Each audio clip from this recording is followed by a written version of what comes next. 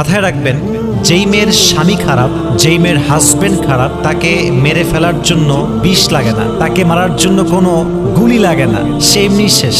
যার হাজবেন্ড খারাপ, তার জীবন অলরেডি শেষ, তাকে মারার জন্য কোনো বিষ লাগবে না, কোনো গুলি লাগবে না, কিচ্ছু লাগবে না, সে এমনি শেষ হয়ে গেছে। আর আমি আসিফের পার্সোনাল পয়েন্ট অফ ভিউ হচ্ছে এরকম, যে পুরুষ তার জীবনে সফলতার চূড়ান্ত পর্যায়ে পৌঁছে গিয়েছে, যে পুরুষের জীবনে R15 আছে, গাড়ি আছে, বাড়ি আছে, টাকা আছে, পয়সা আছে, জনপ্রিয়তা আছে, সব আছে, বাট একজন নেককার দিনদার মানসিক শান্তির স্ত্রী নাই, তার কাছে পৃথিবীর কিচ্ছু নাই, ঠিক কিনা বলেন? Exactly to the same way একজন নারী যার কাছে রূপের বাহার আছে, অনেক সুন্দরী নারী, বাপের কোটি কোটি টাকা আছে, ঢাকার গুলশানে ফ্ল্যাট, অনেক টাকার মালিক সে, অনেক রূপের এবং গুণবতী নারী সে, কিন্তু তার কাছে মন মতো একজন স্বামী নেই, মানসিক শান্তির একজন হালাল পুরুষ নেই, তার মানে তার জীবনে কিছুই নাই, ঠিক কিনা বলেন? তাহলে বোঝা গেল স্বামীর জন্য স্ত্রী হচ্ছে বিশাল বড় নেয়ামত, আর স্ত্রীর জন্য স্বামী একদম সেম, দুটোই সেম। স্বামীর জন্য স্ত্রী নেয়ামত, স্ত্রীর জন্য স্বামীও নেয়ামত। এটা অনেক বড় দামি জিনিস। তো যখন কোনো স্বামী তার স্ত্রী কষ্ট দেয়, তার প্রথম যে আযাব তাকে ফেস করতে হয়, সবচেয়ে বড় আযাব এটাকে আমি মনে করি, সেটা হচ্ছে যখন কোনো হাজবেন্ড তার ওয়াইফকে হার্ট করে, উইলিংলি অথবা আনউইলিংলি, যখনই হার্ট করে, কষ্ট দেয়, আঘাত করে, সেই স্বামী তার সুখ হারিয়ে ফেলবে, তার সুখ সে কখনো খুঁজে পাবে না। এর কারণ হচ্ছে শুধু স্বামী স্ত্রীর ক্ষেত্রে নয়, পৃথিবীর যে কোনো প্রান্তে কোনো মানুষ যখন মানুষকে কষ্ট দেয়, আঘাত করে, আল্লাহ ওই মানুষের সুখটা কেড়ে নেয়। কারণ মানুষকে অসুখী করে কষ্ট দিয়ে পৃথিবীর কোনো মানুষ কখনো সুখী হতে পারে না, ঠিক কিনা বলেন? মানুষকে কষ্ট দেওয়া, কারো মন ভাঙা যদি ক্রাইম হতো, অপরাধ হতো, তাহলে আমার মনে হয় বাংলাদেশে কোটি কোটি মানুষের ফাঁসি হয়ে যেত, ঠিক কিনা বলেন? এটা বড় একটা অন্যায়, বাট এটা কোনো রাষ্ট্রীয় আইন নাই, কোনো সামাজিক কোনো আইন নাই, এটা আমাদের সমাজে এরকম। তো স্বামী যখন হাজবেন্ড যখন তার স্ত্রীকে কষ্ট দেয়, তার প্রথম যেই আযাবটা তাকে ফেস করতে হয়, সে তার সুখ কোথাও খুঁজে পায় না। এর কারণ মাথায় কি রাখবেন কারণটা? এর কারণ সবচেয়ে বড় কারণটা হচ্ছে মাজলুমের দোয়া আল্লাহ কখনো ফিরিয়ে দেয় না। মাজলুমের বদদোয়া করার জন্য আমি বারবার বলি, বদদোয়ার জন্য আমাকে হাত তুলে দোয়া করতে হবে না যে আল্লাহ অমুককে ধ্বংস করে দাও, অমুকের সেই করে দাও, শেষ করে দাও। No, it's not like that. বদদোয়ার জন্য জাস্ট হৃদয়ের একটা অনুভূতি, কষ্ট, একদম বোবা কান্না, এটাই একটা মানুষের ধ্বংসের কারণ হতে পারে, ঠিক না বলেন? তাহলে এক নাম্বারটা হচ্ছে সে তার জীবনের সুখ হারিয়ে ফেলবে, আর কারো সুখ নষ্ট করে কেউ কখনো সুখী হতে পারে না।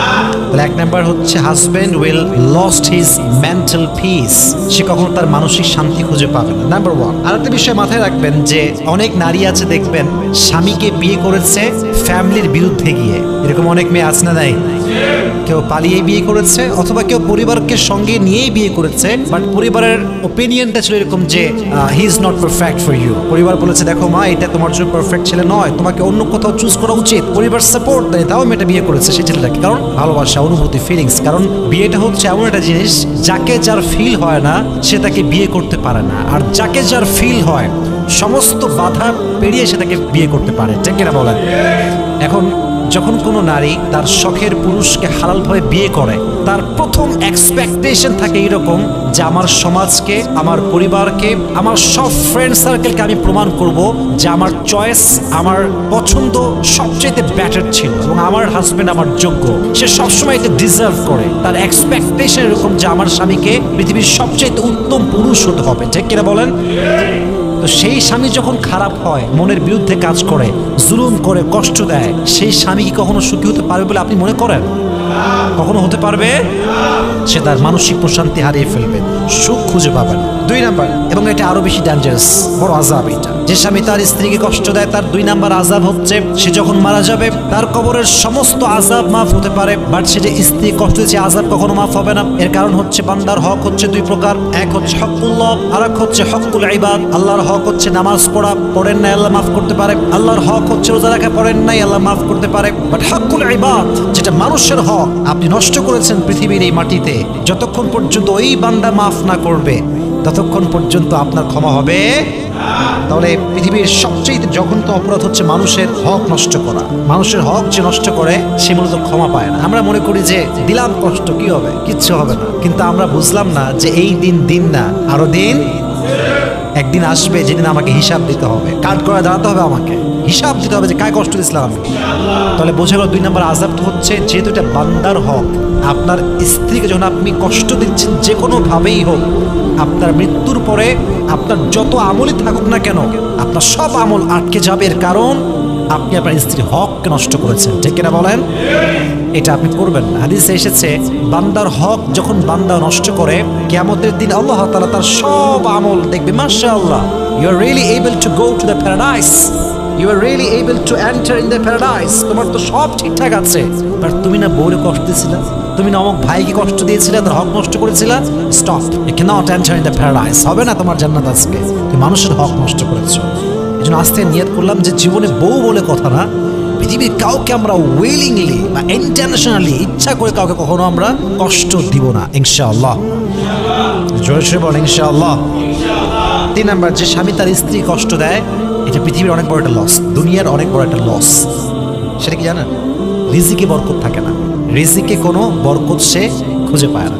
এর কারণ হচ্ছে, আমি আগেই বলেছি, ভূমিকায় একটা কথা বলেছিলাম, স্বামীর জন্য তার জীবনের সবচাইতে উত্তম উপহার হচ্ছে স্ত্রী। বলেন কি? এবার হাদিস শোনা। নবীজি বলেছে, ইদা কুনতা ফি নিআমাতিন, যখন তোমরা কোনো নিয়ামতে থাকো, নিয়ামতের মূল্যায়ন করো। এর কারণ ফাইন্না যুনুব তাজিলুন নিআম, যখন বান্দা অবাধ্য হয়, আল্লাহর হুকুমের বাহিরে কাজ করে, তখন নিয়ামতটা কেড়ে নেয় একজন। আওয়াজ দিয়ে বলেন, তিনি কে? Your wife is your নিয়ামা, your wife is blessing for you. আপনার ওয়াইফ তো আপনার জন্য বড় নিয়ামত, তা আপনি যখন নিয়ামতের মূল্যায়ন করছেন না, এটা একটা ধকল আপনার বইতে হবে। সেটা কি? আপনার রিজিকে বরকত থাকবে, আল্লাহ বরকত উঠায় ফেলবে, বরকত কেড়ে নেবে। আল্লাহর যে রিজিকের বরকত আছে এটা উঠে যায়। আল্লাহ আমাদের সবাইকে এটা বোঝার তৌফিক দান করুন, পড়া আমিন। তাহলে স্ত্রী কষ্ট দিলে আপনার রিজিকে বরকত থাকবে না, এটা কিন্তু বড় মারাত্মক জিনিস। রিজিকে বরকত যদি পেতে চান, স্বামী স্ত্রীর মাঝে বন্ডিং ভালো হতে হবে এবং ভালোবাসা শুধু আল্লাহর জন্য হওয়া লাগবে। রাজি আছেন তো ইনশাআল্লাহ? 4 নাম্বার, সবচেয়ে বড় আযাব এবং সবচেয়ে বড় পানিশমেন্ট, সেটা হচ্ছে এই স্বামী যখন তার স্ত্রীকে কষ্ট দেয়, এটার এফেক্ট তার সন্তানের উপরে পড়ে। আমি আগেও একবার একটা লেকচার বলেছিলাম এই কথাটা। স্বামী যখন তার ওয়াইফের সঙ্গে রুডলি বিহেভ করে, এটার প্রভাব সন্তানের উপরে পড়ে। এবং যখন, এটা আমি বারবার বলি, দেখেন, আপনার বাবা যদি চোর হয়, আপনাকে মানুষ ব্লেম করবে, চোরের ছেলে। আপনি যদি ডাকাত হন, আপনার বাপকে বলে মানুষ ডাকাতের বাপ। কথা ঠিক আছে কিনা বলেন? আমাদের গুনাহ মাঝে মাঝে পরিবারের জন্য গজবের কারণ হয়ে দাঁড়ায়। যে বাবাগুলো আজকে ওয়াইফকে কষ্ট দেয়, তারও তো একদিন মেয়ে হবে, হবে কি হবে না? তার মেয়ে বড় হলে একদিন বিয়ে হবে কি হবে না? তো বাবা হয়ে সে তার স্ত্রীর উপর জুলুম করেছে, আগামীকাল তার মেয়ে একজনের স্ত্রী হবে, তারও জামাই হবে, তার জামাই যে তার বউ কষ্ট দিবে না, এটাই কোনো গ্যারান্টি আমাদের কাছে আছে? তো আমরা বাবা হিসেবে যদি এক্সপেক্ট করি যে আমাদের মেয়ে সুখী হোক, তাহলে আমাদেরকে অবশ্যই ওয়াইফের সঙ্গে ভালো হওয়া লাগবে। জেসা করোগে ওয়েসা হি মিলেগা। তাহলে বোঝা গেল সন্তানের উপর এটা এফেক্ট করতে পারে। তো আপনি যদি আপনার সন্তানকে জুলুম থেকে বাঁচাতে চান, স্ত্রীর সঙ্গে ভালো ব্যবহার করবেন। আমাদেরকে এটা তৌফিক দান করুন, সকলে পড়া আমিন।